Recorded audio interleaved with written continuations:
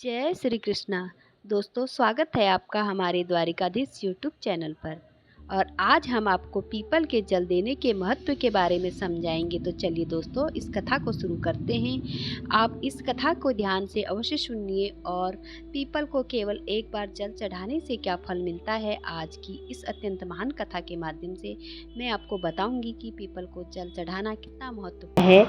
आज की इस अत्यंत महान कथा के माध्यम से मैं आपको बताऊंगी कि पीपल को जल चढ़ाना कितना महत्वपूर्ण है। तो दोस्तों, एक बार देव ऋषि नारद नारायण नारायण का जाप करते हुए बैकुंठ लोक में पधार रहे थे।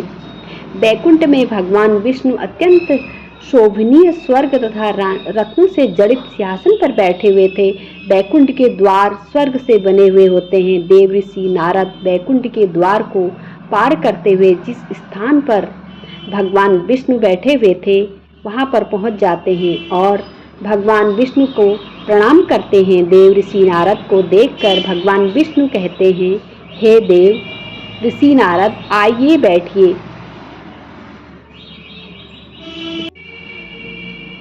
देव ऋषि नारद, आइए, बैकुंठ में आपका स्वागत है। देव ऋषि नारद प्रसन्नता से भगवान विष्णु को प्रणाम करते हुए कहते हैं, सृष्टि के पालन करता, संसार का संचालन करने वाला जनार्दन, समस्त भूतों में आपका ही वास है। तीनों लोकों में आपकी ही माया फैली हुई है। आपके चरणों में कोटि कोटि नमन। भगवान विष्णु मुस्कुराते हुए कहते हैं, हे देव ऋषि नारद, आज आप दुविधा में दिखाई पड़ रहे हैं। अवश्य ही आपके मन में कोई शंका उत्पन्न हो रही है। अवश्य ही आज आप कोई समाचार लेकर आए हैं। देव ऋषि नारद कहते हैं, हे प्रभु, आप तो सर्वज्ञाता हैं। तीनों लोकों में निवास करने वाले सभी प्राणियों के अंदर आपका निवास है।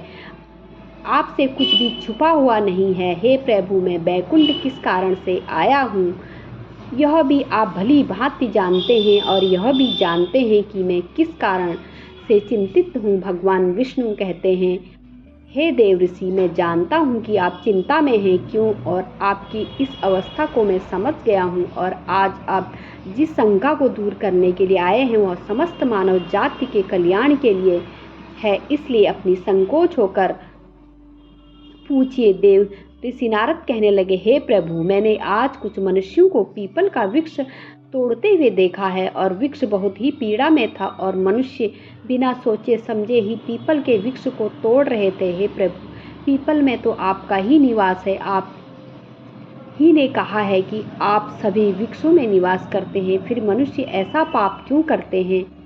मैं यह भी जानना चाहता हूँ कि पीपल के वृक्ष में जल देने से मनुष्य को कौन सा फल मिलता है।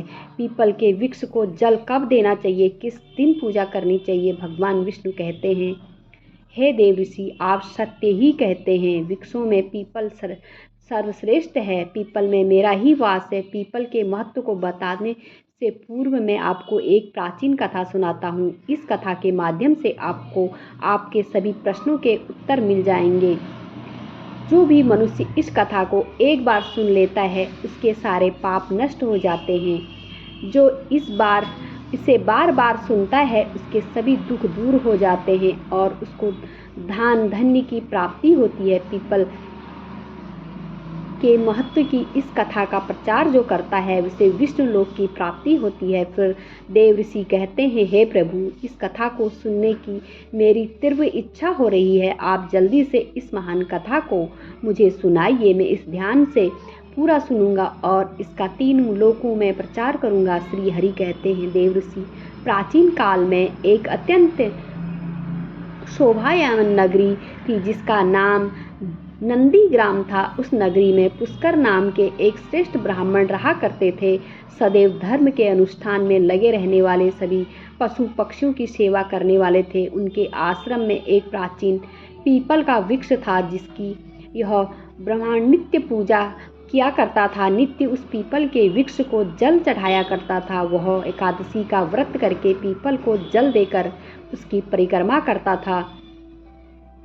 बाहर जाते समय वह रोज पीपल को नमस्कार किया करता था। इस प्रकार से उस ब्राह्मण ने उस पीपल के वृक्ष की पूजा करके बहुत सारा पुण्य अर्पित कर लिया। फिर एक दिन एक भयंकर राक्षस भोजन की तलाश में उस पुष्कर ब्राह्मण के आश्रम पर आता है और इधर उधर देखने लगता है। तभी वह ब्राह्मण कुटिया से बाहर आकर देखता है तो एक और वह आज तो बहुत ही सुंदर ताज़ा ताज़ा मांस खाने को मिलेगा। यह ब्राह्मण तो बहुत ही जवान, सुंदर और गुणवान दिखाई पड़ रहा है। अभी भी इसे को चख डालता हूँ। उस राक्षस को देखकर वह ब्राह्मण बिल्कुल भी भयभीत नहीं हुआ और उस राक्षस के कहने लगा, राक्षस, इस गरीब की कुटिया में आपका स्वागत है। तुम बहुत भूखे दिखाई दे रहे हो, कहो तुम्हें भोजन में क्या दूं? ब्राह्मण के इस प्रकार के वचन सुनकर वह राक्षस आश्चर्य में पड़ जाता है और सोचने लगता है, बड़े आश्चर्य की बात है, यह ब्राह्मण मुझसे जरा भी भयभीत नहीं है, वह अवश्य ही कोई बड़ा तपस्वी दिखाई पड़ रहा है। तब वह राक्षस कहने लगा, मैं महात्मा, आप कौन हैं और इस वन में क्यों रहते हैं? आपको मुझे देखकर जरा सा भी डर नहीं लगा? तब वह ब्राह्मण कहते हैं, राक्षस, मैं भगवान विष्णु का भक्त हूँ, मुझे इस संसार में किसी चीज़ का कोई भय नहीं है, इसलिए तुम मुझे बताओ तुम्हें क्या चाहिए। तुम्हारी जो भी इच्छा है वह पूरी की जाएगी और जाओ इस वृक्ष के नीचे आसन ग्रहण करो। तब वह राक्षस जैसे ही उस वृक्ष के नीचे चला जाता है तो उसका शरीर जलने लगता है और तुरंत ही उसकी मृत्यु हो जाती है और एक दिव्य मनुष्य उस राक्षस के शरीर से बाहर निकल जाता है। उस मनुष्य को राक्षस की योनि से मुक्ति मिलती है। वह मनुष्य बड़ा ही प्रसन्न हो जाता है और उस ब्राह्मण से कहने लगता है, हे ब्राह्मण देवता, यह कैसा चमत्कार है, यह कौन सा वृक्ष है जिसके नीचे ठहरते ही मुझे मुक्ति मिल गई। तब वह ब्राह्मण कहते हैं, हे महात्मा, यह पीपल का वृक्ष है, यह साक्षात भगवान विष्णु का ही है रूप है, यह सभी पापों का नाश करने वाला है। इस वृक्ष के सानिध्य में आने से तुम्हारे सभी पाप नष्ट हो जाते हैं। फिर वह दिव्य मनुष्य स्वर्ग की ओर जाने लगता है। फिर एक दिन यमराज अपने दूत को बुलाते और कहते हैं, हे दूतों, तुम जाओ और नंदीग्राम में निवास करने वाले पुष्कर नाम के ब्राह्मण को पकड़कर यहाँ पर लेके आओ। यमराज का आदेश पाकर वे दूत यमलोक से धरती पर आते हैं और उस ब्राह्मण को जीवित पकड़कर यमलोक ले जाते हैं। रास्ते में महात्मा पुष्कर उन दूतों से कहते हैं, हे दूतों, तुम यह क्या क्या कर रहे हो? मेरी तो मृत्यु भी नहीं हुई और तुम मुझे पकड़कर यमलोक ले जा रहे हो। तो फिर यह यमदूत कहने लगते हैं कि ब्राह्मण, तू चुपचाप हमारे साथ चल, खुद यमराज ने तुम्हें उठाने लाने का आदेश दिया है। पता नहीं तूने ऐसा कौन सा भयंकर अपराध किया है, हम भी जानना चाहते हैं कि तूने कौन सा पाप किया है कि यह ब्राह्मण शांत रहकर उन यम के दूतों के साथ यमलोक जाने लगता है। यम के दूतों को भी बड़ा आश्चर्य होता है, यह ब्राह्मण ना तो विलाप कर रहा है और ना ही दुखी हो रहा है। हम जिन भी प्राणियों को उठाकर लाते हैं वो तो जोर जोर से विलाप करते हैं। फिर वह यम के दूत ब्राह्मण को लेकर यमराज के सामने उपस्थित हो जाते हैं। जैसे ही यमराज उस ब्राह्मण को देखते हैं वह भयभीत हो जाते हैं और उन यम दूतों से कहते हैं, अरे दूतों, तुमने यह क्या किया? तुम यह किसे उठाकर लाए हो? मैंने तुम्हें दूसरे पुष्कर के नाम के व्यक्ति को लाने के लिए कहा था जिसकी मृत्यु हो चुकी है। तुम लोगों ने बड़ी भूल की है जो इस महात्मा को उठाकर यमलोक ले आए। इनका स्थान यहाँ पर नहीं है। भगवान विष्णु की भक्ति करने वाले, नित्य पीपल की पूजा करने वाले इन महात्मा को इनकी इच्छा के बिना यहाँ उठाकर लाना घोर पाप है। तब वे यमदूत कहते हैं कि धर्मराज हमें क्षमा करें, हमसे बड़ी भूल हुई है। फिर वह यम के दूत उस ब्राह्मण के क्षमा मांगते हैं और वह ब्राह्मण भी उन्हें क्षमा कर देता है। यमराज उस ब्राह्मण से कहते हैं, ब्राह्मण देवता, आपकी पत्नी तथा आपके पुत्र आदि बहुत दुखी हैं और व्याकुल होकर रो रहे हैं। कृपा आप वापस अपने घर चले जाइए। अपने दूतों को भूल के लिए मैं आपसे क्षमा मांगता हूँ। कृपा आप अपने घर लौट जाइए। फिर वह ब्राह्मण कहता है, धर्मराज, आपको प्रणाम। इन दूतों से जो भूल हुई है उसके लिए तो मैं इनका आभारी हूँ। उनकी इसी भूल के कारण मुझे जीवित रहते हुए आपके दर्शनों का सौभाग्य प्राप्त हुआ। ऐसा सौभाग्य बार बार किसे मिलता है? हे धर्मराज, मेरी आपसे एक विनती है, मैं संपूर्ण नरक का दर्शन करना चाहता हूँ जहाँ हर पापी मनुष्यों को कष्ट भोगने पड़ते हैं। ब्राह्मण की बात सुनकर यमराज प्रसन्न हो जाते हैं और कहते हैं, हे ब्राह्मण, हे देव, ठीक है, अगर आपकी यह इच्छा है तो मैं आपकी इच्छा अवश्य पूर्ण करूँगा। फिर यमराज उस ब्राह्मण को समस्त नरक के दर्शन कराने के लिए ले जाते हैं। उस पुष्कर ब्राह्मण ने देखा कि पापी जीवन नरक में पड़कर कष्ट भोग रहे हैं। कोई सूली पर चढ़े हुए हैं, कुछ प्राणियों को हिंसक पशु खा रहे हैं, कुछ तप्पीफिक चल रहे हैं, कोई विलाप कर रहा है तो कुछ पापियों को कीड़े खा रहे हैं, तो कुछ पापियों को उबले हुए तेल में पकाया जा रहा है, कुछ पापियों को यम के दूध भयंकर पीड़ा दे रहे हैं, अस्त्र शस्त्रों पर उन पर प्रहार कर रहे हैं, कुछ पापी अत्यंत शीतवाल नर्क से पीड़ा सहन कर रहे हैं, तो कुछ जलती हुई भट्टी में भयंकर अग्नि में गिरकर जोर जोर से विलाप कर रहे हैं। उन आत्माओं को दुखी और यातनाएं भोगता हुआ देखकर उस पुष्कर ब्राह्मण को बड़ा दुख हुआ।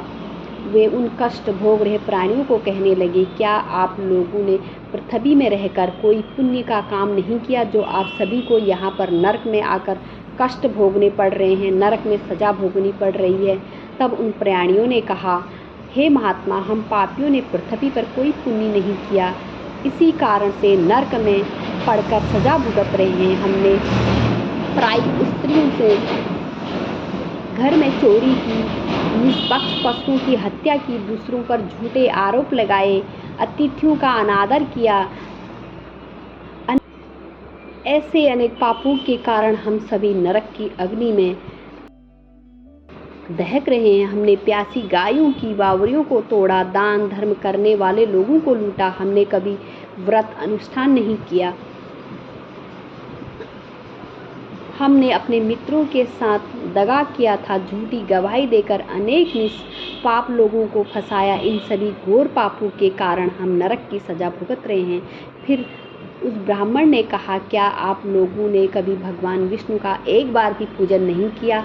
इसी कारण से आप लोगों की ऐसी भयानक दशा हो गई है। जो मनुष्य पृथ्वी लोक पर रहकर भगवान विष्णु की पूजा करता है, उसकी ऐसी दुर्गति कभी नहीं होती, उन्हें मोक्ष मिलता है। आप लोगों ने कभी भी हरि के चरणों में मस्तक नहीं किया झुकाया, उसी से आपको नरक की प्राप्ति हुई है। आप लोगों ने कभी पीपल को जल नहीं चढ़ाया, पीपल को जल चढ़ाने से जन्मों जन्मों के पाप नष्ट हो जाते हैं। फिर वह नरकी जीव कहने लगते हैं, हे ब्राह्मण देवता, हमारा अंतक अब पवित्र है, हम अपने पापों से भयंकर दुख भोग रहे हैं। नरक की अग्नि में हमारा शरीर जल रहा है, किंतु जो हवा आपके शरीर को छूकर हमारी ओर बह रही है, वह हमें आनंद प्राप्त कर रही है, हमारे कष्टों को कम कर रही है। नरक की अग्नि से हमें कष्ट नहीं हो रहा है। धर्मात्मा कृपा, आप कुछ देर तक यहाँ पर ही ठहरें, जिससे हमें लोगों को कुछ क्षण के लिए सुख मिल सके। हम अनेक वर्षों से निरंतर कष्ट भोग रहे हैं, हमारा अंग भंग जल रहा है। ब्राह्मण देवता, आपके दर्शन करने से ही हमें संतोष हो रहा है, कृपा आप हम पापियों पर थोड़ी दया कीजिए। फिर यमराज उस ब्राह्मण से कहते हैं, हे धर्मात्मा, अब आपने नरक देख लिया, अब आप अपने घर लौट आइए। अपनी पत्नी शोक में डूब रही होगी। ब्राह्मण बोलता है, हे धर्मात्मा, इन प्राणियों को दुख में देखकर मैं कैसे चला जाऊँ? इनकी दुख भरी आवाज़ मेरे कानों में गूंज रही है। मुझे बहुत दुख हो रहा है। आपके यमदूतों के द्वारा मार खाकर अग्नि में ज्वाला में गिरे हुए इन नरकी जीवों के दयनीय पुकार सुनकर इस जीवों के मुख से निकलती हुई ध्वनि सुनाई दे रही है, हाय मुझे बचाओ, मेरी रक्षा करो। समस्त भूतों के विपरीत भगवान विष्णु की आराधना करता हूँ। यदि मैं इन दुखी प्राणियों को दुर्लक्ष्य कर दूंगा तो मेरा जीवन व्यर्थ हो जाएगा। यमराज कहने लगे, हे ब्राह्मण देवता, आप इन पापियों की चिंता मत कीजिए,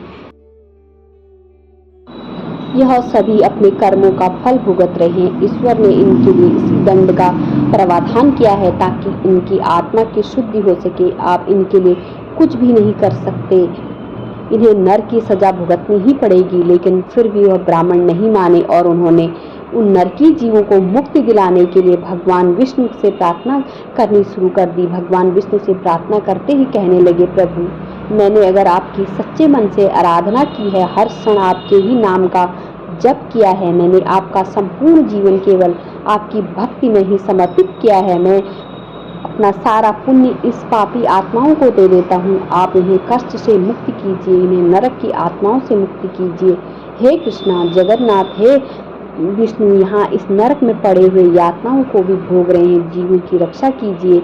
पुष्कर ब्राह्मण के द्वारा इतना कहते ही उस नरक के जीवों को तुरंत कष्ट मुक्ति मिल गई और सभी नरक को छोड़कर स्वर्ग में जाने लगे। सभी नरक के जीव कहने लगे, ब्राह्मण आपकी जय हो, आपकी कृपा से हम पापियों को मुक्ति मिली। इस प्रकार से गुणगान करते हुए नरक के प्राणी स्वर्ग की ओर जाने लगे, किंतु उनमें से कुछ जीव अभी भी उस नरक में कष्ट भोगने लगे, उन्हें मुक्ति नहीं मिली।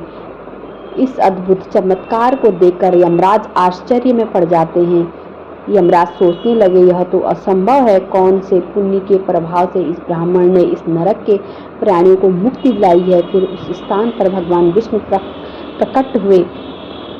प्रकट होते हुए और ब्राह्मण और यमराज भगवान विष्णु को नमस्कार करते हैं। भगवान विष्णु से पूछने लगे, प्रभु इस ब्राह्मण ने ऐसा कौन सा पुण्य किया जो एक ही बार में इसने इतने सारे नरक के प्राणियों को मुक्ति लाई, और किस पाप के कारण यह नरक के जीव अभी भी सजा भुगत रहे।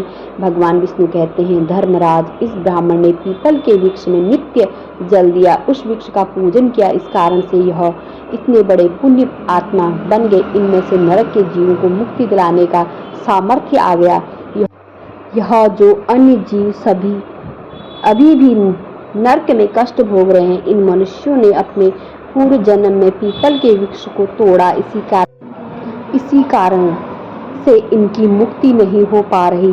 जो भी मनुष्य पीपल के पौधे को जल देता है वह कभी नरक में नहीं जाता, उसके अंदर इतना सामर्थ्य आ जाता है कि वह अन्य परिजनों के पाप भी नष्ट कर डालता है। इसके सानिध्य में आने वाले घोर पापी भी पापों से मुक्त हो जाते हैं। इतना कहकर भगवान विष्णु उस स्थान से अंतर ध्यान हो जाते हैं और फिर यमराज उस ब्राह्मण को वरदान देते हुए कहते हैं, हे महात्मा, आप धन्य हो, आप पृथ्वी पर सदा निवास करो, आपको मुझसे कोई भय नहीं होगा। जो भी मनुष्य आपके सानिध्य में रहेगा उसे में कभी नरक की प्राप्ति नहीं होगी, उनकी कभी अकाल मृत्यु नहीं होगी। इसी प्रकार से यमराज ने उस पुष्कर ब्राह्मण के वरदान दिया। उस ब्राह्मण ने यमराज को प्रणाम किया और पृथ्वी पर लौट आए और पहले की तरह नित्य भगवान विष्णु का पूजन करने लगे और पीपल को जल चढ़ाने लगे। भगवान विष्णु नारद से कहते हैं, हे नारद, इस प्रकार से मैंने तुम्हें पीपल को जल देने का महत्व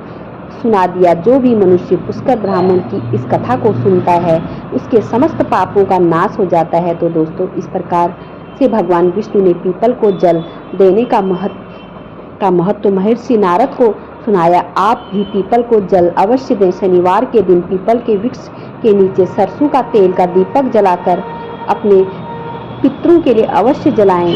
प्रत्येक एकादशी के दिन पीपल को जल देकर उसकी पूजा करें, आपके समस्त कष्ट दुखों का नाश होगा। तो दोस्तों, आपको यह कथा कैसी लगी कमेंट करके ज़रूर बताना। ऐसी ही वीडियो अगर आप देखना पसंद करते हैं तो हमारे चैनल को सब्सक्राइब कीजिएगा और जय श्री कृष्णा ज़रूर लिख देना। फिर मिलती हूँ एक नए वीडियो के साथ, तब तक बोलते रहें जय श्री कृष्णा, जय श्री कृष्णा। धन्यवाद।